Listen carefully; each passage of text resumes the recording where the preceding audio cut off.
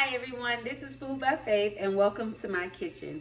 So today, what we are going to be cooking is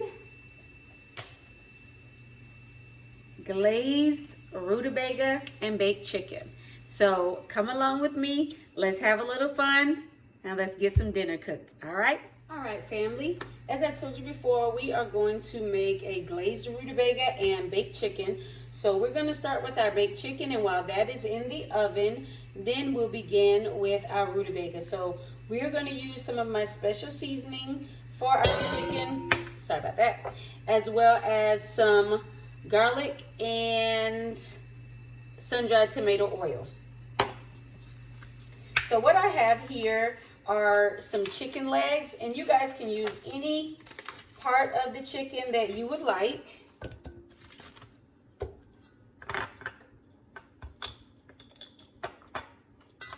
And I have this bowl here because I want to get my seasonings all rubbed into my chicken.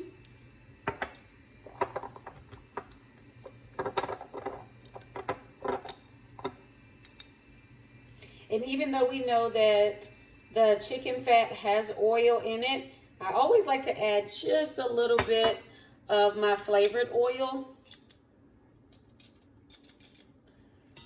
So, of course, I have my clean hand and my dirty hand. So I'm using my dirty hand. And so it seemed like we had a lot of seasoning on the chicken, but as you can see, it wasn't really a lot. So I am going to add a little bit more. I have my oven preheated to 375 degrees.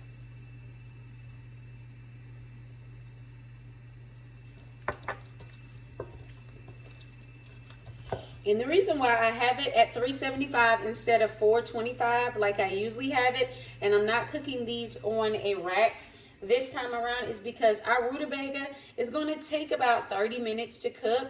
And so what I want is actually for them to be done at the same time. So I'm actually going to start our rutabaga in our pressure cooker, let it go for about 10 minutes in the pressure cooker, and then we'll finish it in our cast iron skillet in the oven. So we're just going to put our chicken legs in our pan.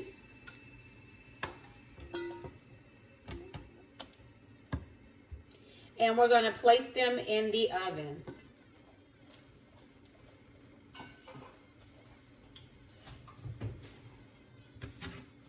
And remember, we already put a little oil on them, so we don't really have to worry about that. You can place a little bit more of your flavored oil in the pan.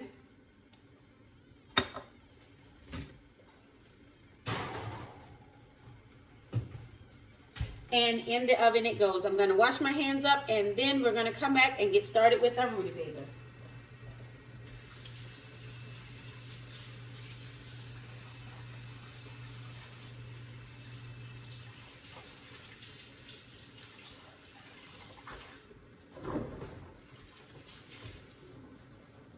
So here we have the items that we are going to use for our rutabaga. We have the insert for our quick cooker. We have the steamer basket.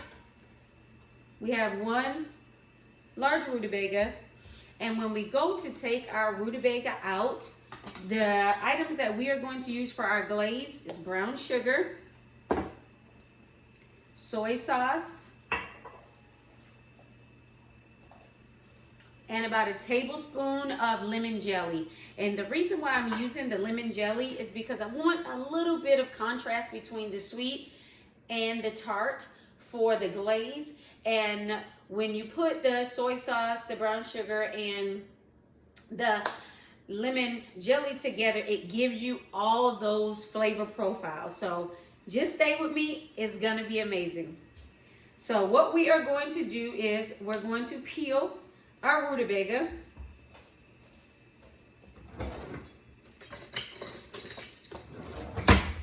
You can use a knife or you can use an ordinary peeler. So guys, as we peel this rutabaga, let's have a little talk about rutabagas. Most people you know, they see them in the grocery store and they say, well, what do I do with this? Or you can go on Baker Creek and you see the seeds and you're like, oh no, I'm not growing that. It doesn't look good, doesn't look appetizing. But there are so many things that you can do with this root vegetable. First of all, it has a long storage life. And for right now, how things are going in the grocery store, we need items that will store well. So it's kind of like your potatoes. As long as you keep them in a, you know, cool, dark place, then it'll store for a pretty good while. Also, it's not a hard item to grow in your garden. I am growing some right now. They do take a little time, just like potatoes, just like celeriac. It takes a little time.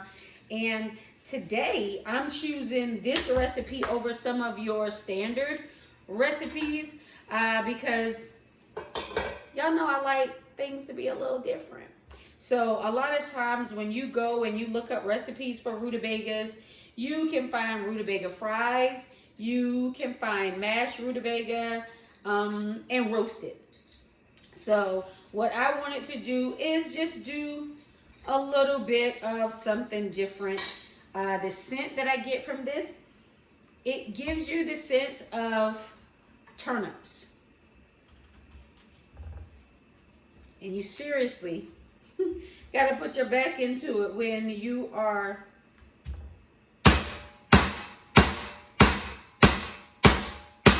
sorry about the noise, guys, but it really does take all of this to get this cut. And you can see this is the inside.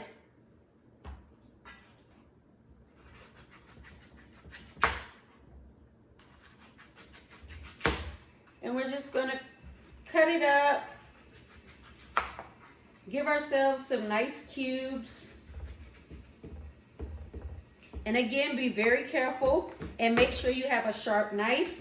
If you do not have a cutting board like the one that I have, because mine has grips on it, make sure that you have a wet towel underneath your cutting board so that nothing slips. You do not want anything to slip, and that's how you cut yourself. And that's the same thing for having a dull knife. You do not want to work with a dull knife because you can do a lot of damage to yourself with a dull knife. So as you can see, we're cutting these up into cubes. You can see those cubes. And we're just going to drop them into our Pampered Chef quick cooker. And I know the majority of you guys have some type of pressure cooker. So this will cut down on the time that it takes to cook your rutabaga.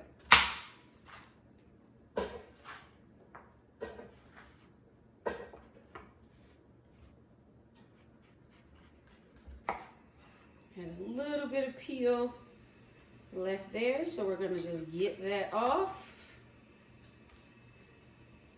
But guys, make sure you tell me in the comments if you've ever tried eating rutabaga, attempted cooking it, or if you have ever actually grown it, and what were your experiences with it. Again, like I told you, if you watch some of my gardening videos, you know that this will be my first time growing it, and so I'm excited to see how it turns out.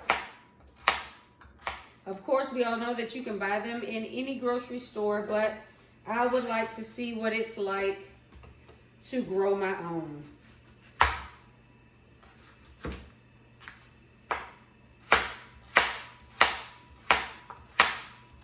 And this root vegetable actually has a lot of uses. Again, like I said before, you can put it in with other roasted vegetables. You can make rutabaga fries as well as mashed rutabaga, but you can also add it into your pot pies. You can add it with your steak. You can have it in your soups. So it is a very versatile ingredient, kind of like the jicama, which is one that I'm growing this year, and I'm super excited about growing that this year as well.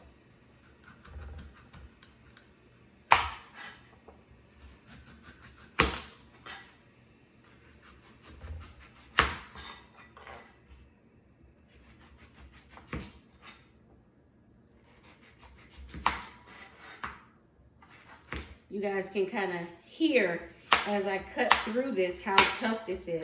It's kind of like when you're cutting a pumpkin or when you are cutting sweet potatoes. Sweet potatoes can be very, very tough to cut.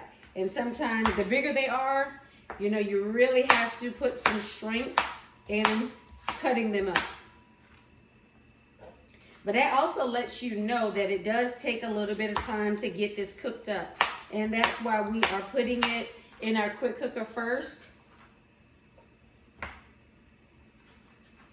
And then while it is steaming away in the quick cooker, we're going to get started on our glaze so that when it comes out, we'll drop it right into our glaze. We'll add a little bit of water to it and we'll let it go for another probably about 20 minutes. And guys, this isn't something that you need a specific recipe for. This is something that, you know, you use what you have in your house and you work from there. So say you don't have the lemon jelly like I have, then you can use another product. You can use, you can actually just add a little bit of lemon juice.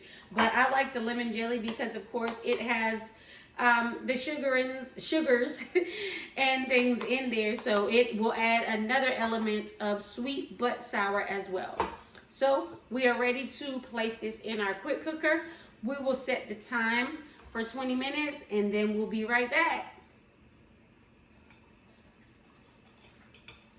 So family, we are back. We are about to take our rutabaga from out of our quick cooker, and I ended up having to change the pan that I was going to use to actually cook the rutabaga in because I decided that I wanted a little cornbread. So we're gonna have some cornbread for dinner as well. So let's get the rutabaga out of the pan, out of the quick cooker.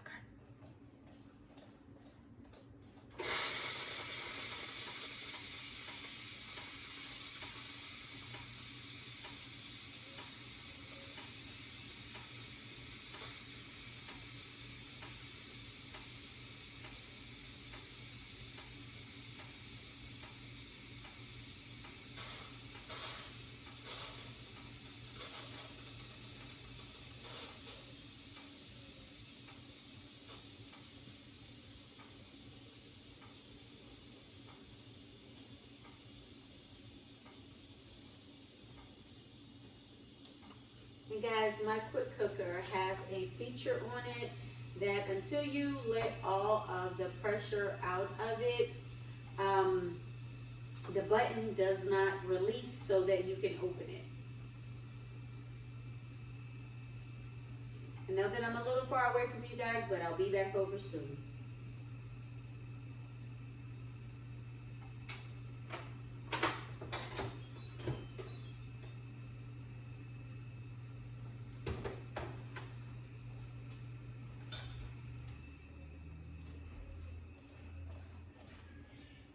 So this is what we have, our steamed rutabaga. So what we're going to do now,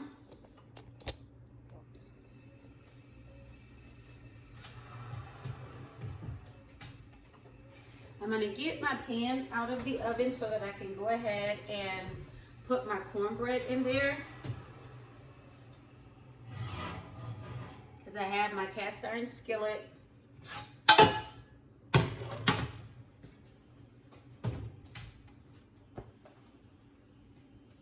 And we are going to cook that alongside our baked chicken.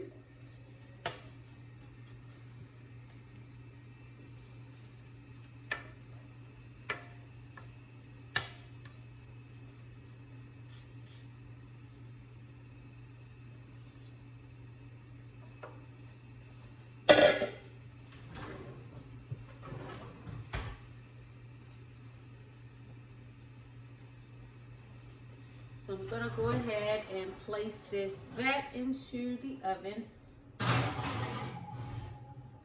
So guys, I always preheat my cast iron skillet whenever I am going to make cornbread because I love the crispy edges that it gives. So we have our rutabaga here. I'm gonna turn our pan on a medium-high heat. We're gonna give ourselves a spoonful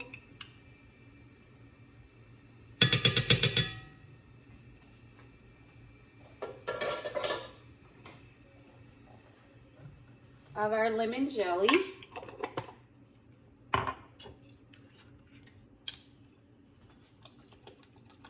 About a half a tablespoon of soy sauce.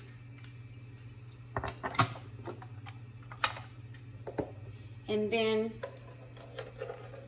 about a tablespoon of brown sugar.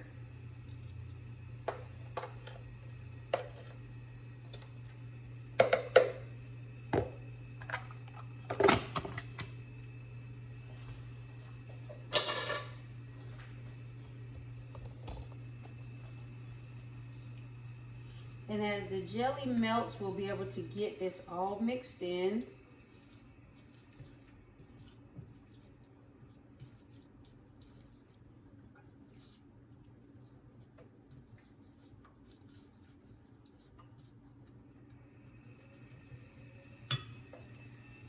And I want you to see that our rutabaga here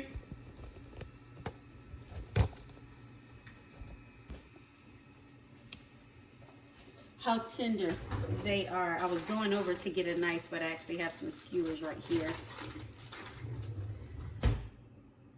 So you can see how tender they are.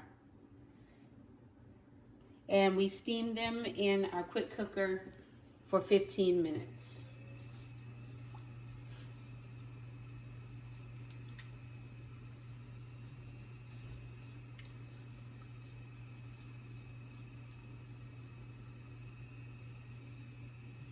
So again, we have in our glaze, we have a tablespoon of lemon jelly, a tablespoon of brown sugar, and a half tablespoon of soy sauce. And so what I'm going to do is I'm going to taste this for the correct flavor before I add my rutabaga.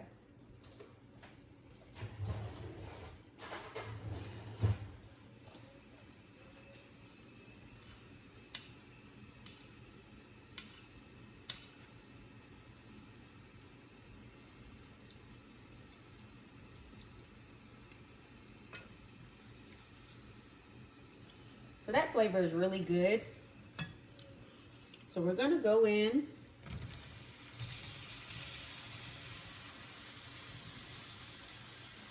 and we're gonna coat our rutabaga. And remember, when we did it inside of the quick cooker, we didn't put any seasoning on it at all. And that was because of the seasoning that we were gonna put on it now. And so all we're doing now is coating it with that glaze. Ooh, we lost one.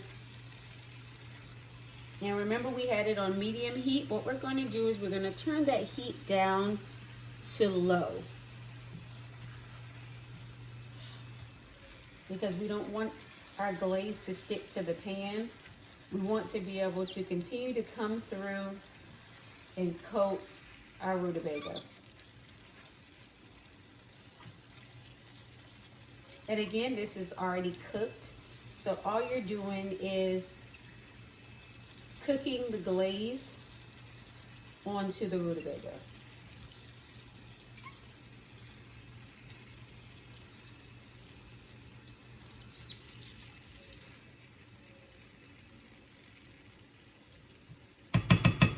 So we're gonna keep that on low and let it go until our cornbread and our chicken is ready. What we're gonna do now is check on those items.